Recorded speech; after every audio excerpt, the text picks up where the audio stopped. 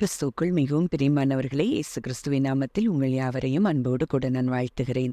இந்த நாளிலும் தேவன் நம்மோடு கூட இடைப்படுகின்ற வார்த்தை சங்கீதம் 125 அதிகாரம் 1, 2 கர்த்தரை நம்புகிறவர்கள் என்றென்றைக்கும் அசையாமல் நிலைத்திருக்கும் சீயோன் பர்வதத்தைப் போல் இருப்பார்கள். பர்வதங்கள் எருசலேமைச் சுற்றிலும் இருக்குமா போல் கர்த்தர் இது முதல் என்றென்றைக்கும் தம்முடைய ஜனத்தை சுற்றிலும் இருக்கிறார். இந்த வார்த்தையின் மூலம் தேவன் இன்றைக்கு நமக்கு வெளியேற பெற்ற ஒரு சத்தியத்தை கற்றுக் கொடுக்க விரும்புகிறார். அப்போ இந்த வார்த்தையை இந்த முதலாவது வசனத்துல ஆம்பிளிஃபைட் வெர்ஷன்ல நான் வாசிக்கிறேன். Those who trust in, lean on and confidently hope in the Lord are like Mount Zion, which cannot be moved but abides and stands fast forever. அப்போ இந்த வார்த்தை சொல்லுகிற காரியத்தை நம்ம பார்க்கிறோம் அப்படின்னா, தோஸ் ஹூ ட்ரஸ்ட் இன், அவரையே நம்பி, அவரையே சார்ந்து, அவரையே உறுதியான நம்பிக்கையோடு, கான்ஃபிடென்ட் ஹோப்ல நம்புகிற தேவனுடைய பிள்ளைகள் எப்படி இருக்கிறாங்களாம்? சீயோன் பர்வதத்தை போல இருக்கிறாங்களாம். அப்போ அந்த சீயோன் பர்வதம் அப்படிங்கிறது எதை குறிக்குது அப்படின்னா, அது ஒரு ஸ்டெபிலிட்டி, அது ஒரு உறுதியான ஒரு மலை. அதை யாரும் என்ன செய்ய முடியாது, அசைக்க முடியாது. எந்த புயலோ மழையோ காற்றோ அதை என்ன செய்ய முடியாது, அசைக்க முடியாது. அப்படிப்பட்ட ஒரு மலையாய் அந்த சீயோன் மலை காணப்படுகிறது. அப்போ இன்றைக்கு அவரை நம்பி, அவரை சார்ந்து, அவரையே உறுதியாய் விசுவாசிக்கிற அவருடைய பிள்ளைகள் எப்படி இருப்பாங்களாம்? அந்த சீயோன் பர்வதத்தை போல இருப்பாங்களாம். அவங்களுக்கு ஒரு அன்ஷேக்கபிள் ஃபவுண்டேஷன், அசைக்க முடியாத ஒரு அஸ்திபாரம் அங்கே தேவன் மேல இருக்கிறபடியினால அவர்களை ஒன்றும் ஒரு காலும் அசைக்க முடியாது. அதைத்தான் மத்தேயு 7 அதிகாரம் 24, 25 நம்ம பார்க்கிறோம்.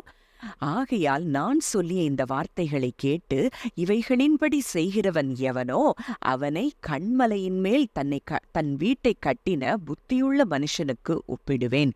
பெருமழை சொரிந்து பெருவெள்ளம் வந்து காற்று அடித்து அந்த வீட்டின் மேல் மோதியும் அது விழவில்லை, ஏனென்றால் அது கண்மலையின் மேல் அஸ்திபாரம் போடப்பட்டிருந்தது. இன்றைக்கு அப்போ இந்த வார்த்தை சொல்லுகிற காரியத்தை பார்த்தோன்னா, அவருடைய வார்த்தையை கேட்டு, அவரை நம்பி, அவரை விசுவாசித்து, அவருடைய வாக்குத்தத்தங்களை விசுவாசித்து இப்படி இருக்கிற மனுஷன், அவருடைய கட்டளைகளுக்கு அவர் என்னெல்லாம் சொல்லியிருக்கிறாரோ அதற்கெல்லாம் அந்த கட்டளைகளின்படி அவர் செய்கிற மனுஷன் எப்படி இருக்கிறானா, கண்மலையின் மேல் கட்டப்பட்ட ஒரு புத்தியுள்ள மனுஷனுக்கு ஈடாய் அங்கே இயேசு கிறிஸ்து சொல்லுகிறத பார்க்கிறோம்.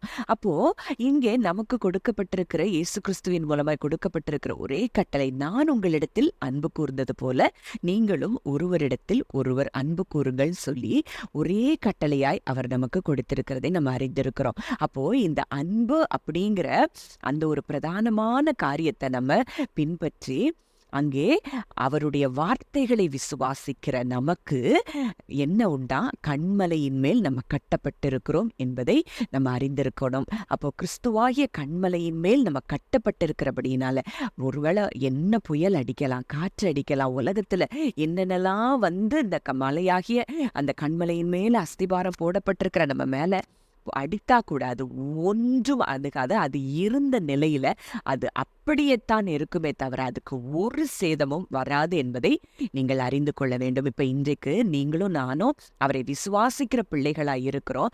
அவரையே நம்பி இருக்கிறோம்னா நம்மையும் தேவன் அப்படிப்பட்ட சியோன் மலையாகத்தான் பார்க்கிறார். 1 பேதுரு 2:6 பார்க்கிறோம். அந்தபடியே இதோ தெரிந்து கொள்ளப்பட்டதும் விலையேற பெற்றதுமான மூலைக்கல்லை சீயோனில் வைக்கிறேன், அதன் மேல் விசுவாசமாய் இருக்கிறவன் வெட்கப்படுவதில்லை. அப்போ அந்த சீயோன் மலை, இன்றைக்கு சீயோனில் அந்த கல்லை வைத்திருக்கிறாரா. அந்த கல், அந்த பாறை, அந்த இயேசு கிறிஸ்துவாகி அந்த கண்மலையின் மேல் நம்பிக்கையாய் இருக்கிறவன், விசுவாசமாய் இருக்கிறவன் வெட்கப்படுவதில்லை அப்படின்னு சொல்லி வேதம் சொல்லுது. அப்போ ஏசாயா 26:3 பார்க்கிறோம், உம்மை உறுதியாய் பற்றி கொண்ட மனதை உடையவன் உம்மையே நம்பி இருக்கிறபடியினால் நீர் அவனை பூரண சமாதானத்துடன் காத்துக்கொள்வீர் அப்படின்னு சொல்லி வேதம் சொல்லுகிறத பார்க்கிறோம். அப்போ இன்றைக்கு அவர் மேல் நம்பிக்கையாயிருந்து அவர் மேல விசுவாசமாய் இருக்கிற பிள்ளைகளுக்கு சமாதானம் நிச்சயம் உண்டு. சரி, அது எப்போ அப்ப அந்த சமாதானம் வரும் அப்படின்னா, நம்ம 2 பேதுரு 1:2 பார்க்கிறோம், தேவனையும் நம்முடைய கர்த்தராகிய இயேசுவையும் அறிகிற அறிவினால் உங்களுக்கு கிருபையும் சமாதானமும் பெருக கடவது. அப்போ இன்றைக்கு இயேசு கிறிஸ்து யார், தேவன் யார், அவருடைய நேச்சர் என்ன, அவர் எப்படிப்பட்டவர் அப்படிங்கிற அறிகிற அறிவு தான் நமக்கு சமாதானத்தை கொடுக்கும்.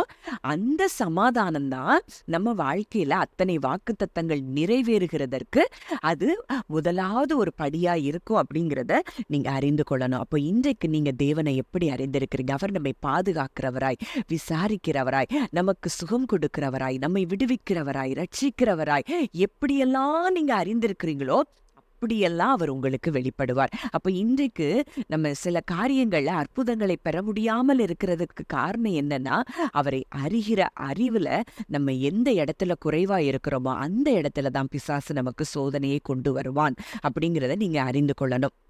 அப்போ இன்றைக்கு நம்ம பார்க்கிறோம், இப்படிப்பட்ட ஒரு தேவன் நம்ம இரவும் பகலும் நம்மை பாதுகாக்கிற ஒரு தேவனாய் அவர் இருக்கிறார். பர்வதங்கள் எருசலேமை சுற்றிலும் இருக்கிறது போல கர்த்தர் இது முதல் தம்முடைய ஜனங்களுக்கு எப்படி இருக்கிறாரா, சுற்றிலும் இருக்கிறாரா. அப்போ இன்றைக்கு எருசலேமை சுற்றிலும் அந்த பர்வதம் போல அவர் இருக்கிறது போல, பர்வதங்கள் சூழ்ந்திருக்கிறது போல கர்த்தர் இன்றைக்கு அவரை நம்புகிற பிள்ளைகளுக்கு அவர் சூழ்ந்திருக்கிறார் அப்படிங்கிறத நீங்க 100% நம்புனீங்கன்னா அந்த பாதுகாப்பு உங்களுக்கு உண்டு. அதுலதான் சமாதானம் இருக்கு. என் தேவன் என்னை இப்படியாய் பாதுகாக்கிறார் அப்படின்னு நீங்க விசுவாசித்தீங்கன்னா அந்த பாதுகாப்பு உங்களுக்கு உண்டாகிறதை நீங்கள் காண்பீர்கள். அதனாலதான் சங்கீதம் 121:3-4 கூட பார்க்கிறோம், உன் காலை தள்ளாட விட்டார், உன்னை காக்கிறவர் உறங்கார். இதோ இஸ்ரவேலை காக்கிறவர் உறங்குவதும் இல்லை, தூங்குகிறதும் இல்லை. கர்த்தர் உன்னை காக்கிறவர், கர்த்தர் உன் வலது பக்கத்திலே உனக்கு நிழலா இருக்கிறார். இப்படியெல்லாம் அந்த சங்கீதத்துல நம்ம பார்க்கிறோம். இப்படி நீங்க தேவனை பார்ப்பீங்கன்னா நீங்க அறிந்து கொண்ட விதத்துல அவர் உங்களுக்கு வெளிப்படுவார். அப்போ இன்றைக்கு நமக்கு இப்படிப்பட்ட காரியங்கள்ல ஒரு பாதுகாப்பின் குறைவுல நம்ம இருந்தோம் அப்போ அப்படின்னு சொன்னா, நம்ம தேவனை அறிய வேண்டிய விதத்துல அறியாததுனால, விசுவாசிக்க வேண்டிய விதத்துல நம்ம விசுவாசிக்காததுனால நம்ம நிறைய ஆபத்துகள்ல நம்ம மாட்டி இருந்திருக்க கூடாது. அதனாலதான் வசனம் சொல்லுது, விசுவாசத்தினாலே நீதிமான் பிழைப்பான். அப்போ மனுஷன் அப்பத்தினால் மாத்திரமல்ல, தேவனுடைய வாயிலிருந்து புறப்படுகிற ஒவ்வொரு வார்த்தையினாலும் பிழைப்பான் அப்படின்னு சொல்லி இருக்குதுன்னா, இன்றைக்கு அவருடைய வார்த்தையை நம்ம நம்பும் போது, விசுவாசிக்கும் போது நமக்கு சமாதானம் உண்டாகும், கிருபை உண்டாகும். அந்த சமாதானமும் கிருபையை நம்ம வாழ்க்கையில அவருடைய பாதுகாப்பையும் விடுதலையும் ஆசீர்வாதங்களையும் நிச்சயம் கொண்டு வரும் என்பதை இந்த சத்தியத்தின் மூலம் நம்ம அறிந்து கொள்ளலாம். ஜெபிக்கலாம். நல்ல தகப்பனை, நன்றியோடு உம்மை துதிக்கிறோம், ஸ்தோத்தரிக்கிறோம். அப்பா, இந்த நாளிலும் எங்களோடு கூட இடைப்பட்ட உம்முடைய வார்த்தையின்படி அப்பா, உண்மையே நம்பியிருக்கிற பிள்ளைகளுக்கு ஆண்டவரே அப்பா, நீர் பாதுகாக்கிறீர் என்பதை நாங்கள் இன்றைக்கு அறிந்திருக்கிறோம் சுவாமி. இன்றைக்கு நாங்களும் உண்மை அப்படித்தான் நாங்கள் பார்க்கிறோம்ப்பா. எங்களை சுற்றிலும் நீர் இருக்கிறீர் தகப்பனே. எங்களை இரவும் பகலும் எங்களுக்கு பாதுகாப்பாய் நீர் இருக்கிறீர். தூங்காமலும் உறங்காமலும் நீர் பாதுகாக்கிறீர் அப்பா. அந்த கிருபைக்காய் நன்றி செலுத்துகிறோம். துதி இதை கேட்கிற ஒவ்வொருவருடைய வாழ்க்கையிலும் கர்த்தர் அப்படியே பாதுகாவலானாய் நீர் செயல்பட்டு ஆசீர்வாதங்களை கொடுக்கிறவராய் நீர் செயல்படுகிற கிருபைக்காய் நன்றி செலுத்துகிறோம். இயேசுவின் மூலம் கேட்கிறோம், ஜீவனுள்ள நல்ல பிதாவே, ஆமேன்.